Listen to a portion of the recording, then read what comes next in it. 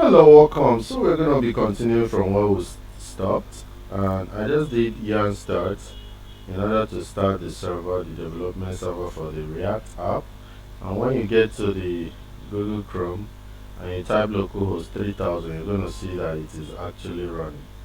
Now we're going to be looking at the concept of mounting React inside a web page.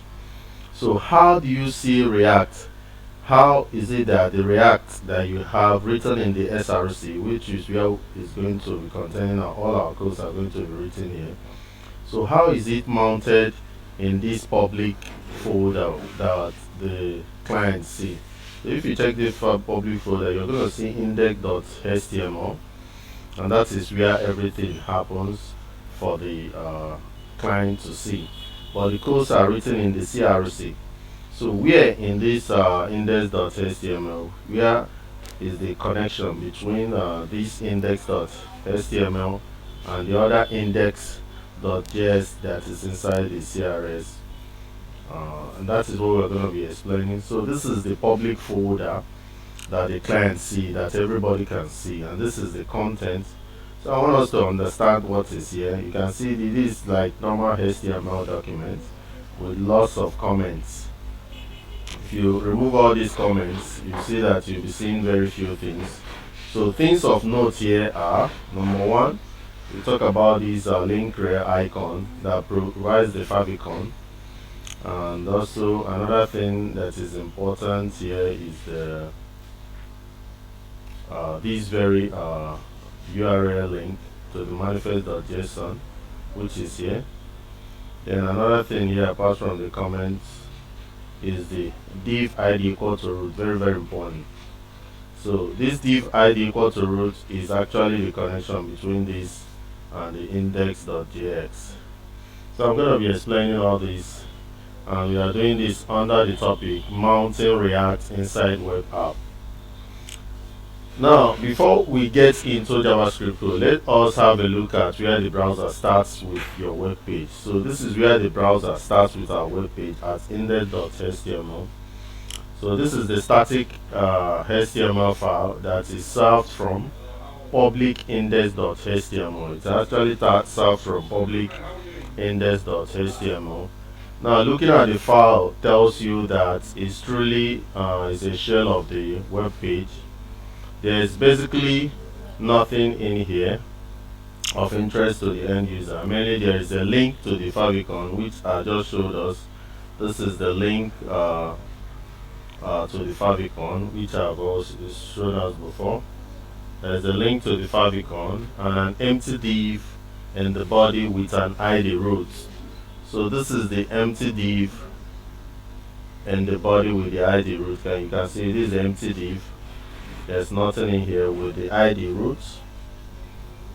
Now to continue, looking more closely, this line in the head tag contains a strange URL. So if you get to the head tag, this is the head tag.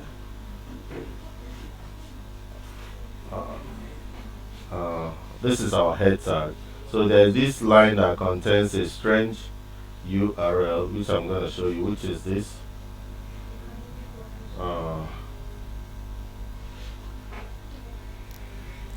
Which is this public URL favico.ico. So notice this. This wouldn't work if solved to the browser as it is. And the generated comments below, all these comments that we are having here, the generated comments below explains that this whole file is usually a target for the build script. So this is actually, anytime you see something like this, public URL blah blah blah like this inside this percentage sign, it's just telling us that this is actually a target for the build script. So basically the build process will generate new version of this file that has the right URL in here. So the build process that is enabled by all the things that we installed when we are using create React app will enable us to create a targeted build page into this URL provided. Now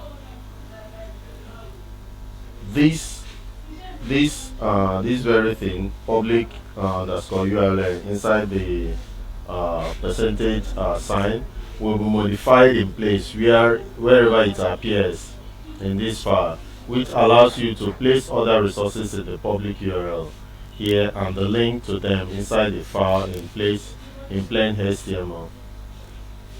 The other thing of interest here is this line of div root, which I had earlier shown us. This div id equal to root. That's the other thing of interest. And this defines the elements in which your React app will be rendered. Note that this static HTML page doesn't have to be blank. You can add whatever static design frame and elements you prefer around the root elements. And know that the app will appear inside the element when the JavaScript executes. So it's very, very important that you take note of all this. Note that there is no tag to load the JavaScript or CSS here. There is no tag here loading JavaScript or CSS. These tags will also be generated by the build process and inserted into the body elements here. So all the tags for the CSS and JavaScript will be built and generated into this very div id root. So take note of that. Now let's look at the JavaScript file that is responsible for mounting your app inside the root element. So which JavaScript file is responsible for mounting your app inside this very root element? To get that, you simply go to the src, then you check out the index.js. So this is the JavaScript app that does the function of mounting.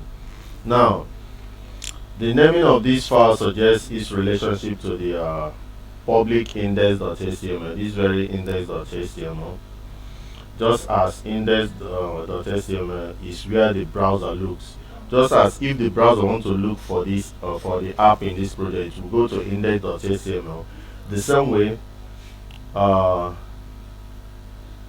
way index.js is where React looks for the initial instruction to build your user interface. So this is actually where React looks for the initial instruction to build your user interface. Take note of this, very, very important. Now, since this is also the first JavaScript file we've looked at, let's take a minute to understand what's going on in here. So let's take a minute to understand what's happening here. Now, you see these first two imports, you're importing what we call named models. So if you want to import named models, you just write them inside single quote. But if you want to import path models, you have to put /. So take note of this. Named models are standalone models that are already built and they come in when you do your install. Whereas path models, they are like files that you already created inside your folder. So you're showing the path to the file. So take note of these two very, very important things. Okay, so let's continue. You can also see them, all these name models. You can see them in your package.json. Very, very important. So you use yarn install to install them.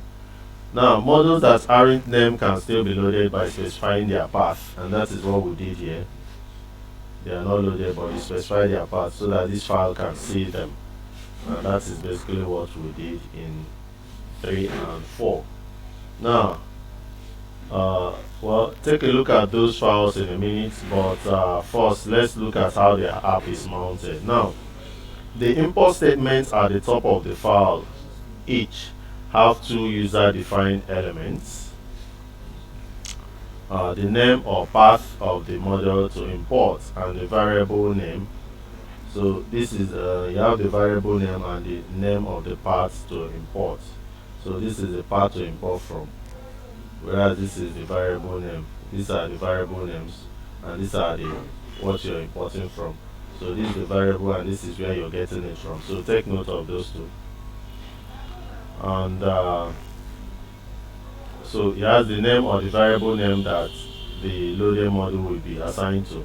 Now, you can use whatever variable names you want here, but when loading named model, it is good idea to use variable name that matches the variable name of the model in the file where it is defined. So you can actually use anything here. but it's good you use something that matches the names. So the variable, these are variables. React is variable, this is variable, but everything here is the module from where the variables are imported from. So you can use anything as this variable name, but it's always good you use something that is similar to what is here. Now, rendering your React app into the web page. How does it happen? How do you render the React app into the web page? Next, we have the code that invokes some of the important modules to tell React to render the UI inside the root elements in the web page. So if we scroll down, you see this code that says React DOM.render. Because you've already imported React DOM already, so you can now use it to render by saying React DOM.end render app.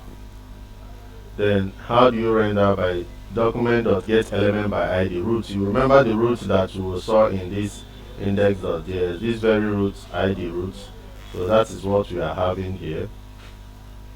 So that is why we are able to render everything here into that index.html. So take note.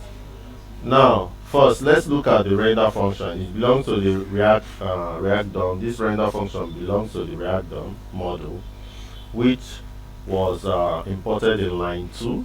If you check line 2, you see that React DOM was actually imported here above. So the render takes 2 arguments. You can see it. One is a React component to render. This is the React component to render. It is called app. You can see it here, app.js. That's the basic components that comes with. You don't need to create it. So this is the app component. Then another thing is that it takes also a DOM node to serve as the render container.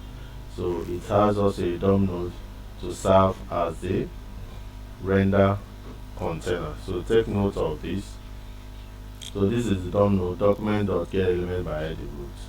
So it is the container that will house all your React app. Now, we've already been over how the root elements was defined in public index.html.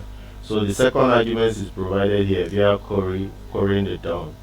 The first argument is where our app starts to take shape. This is a reference to the app component, which can find defined in app.js. So this very app is actually in this app.js, so we can open it. So that is how this is done. So each component is rendered using the DOM inside this index.js, which is put inside the root in the index.html in the public file. So take note of this.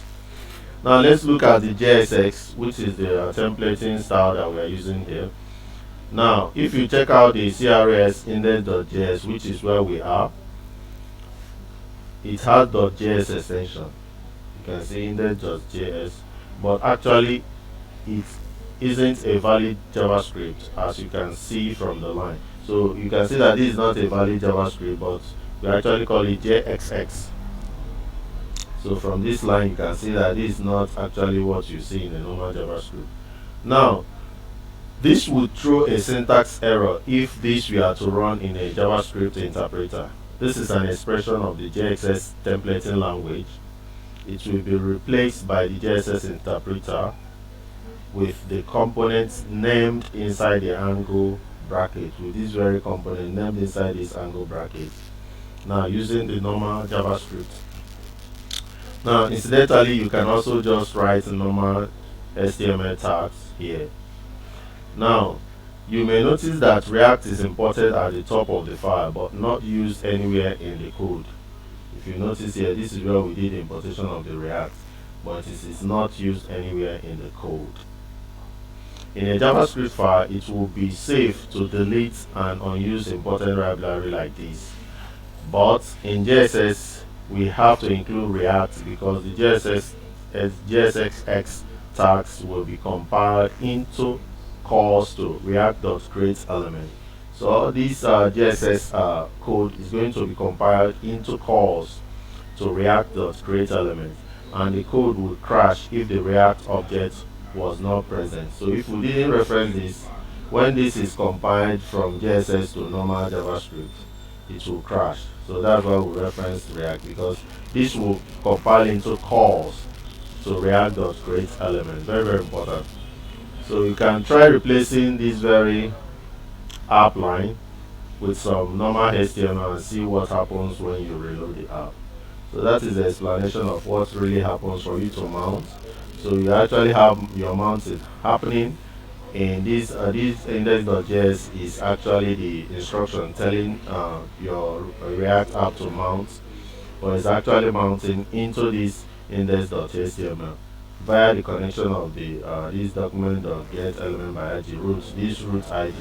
But what is it mounting? It's actually mounting this app, which you can see in this app.js.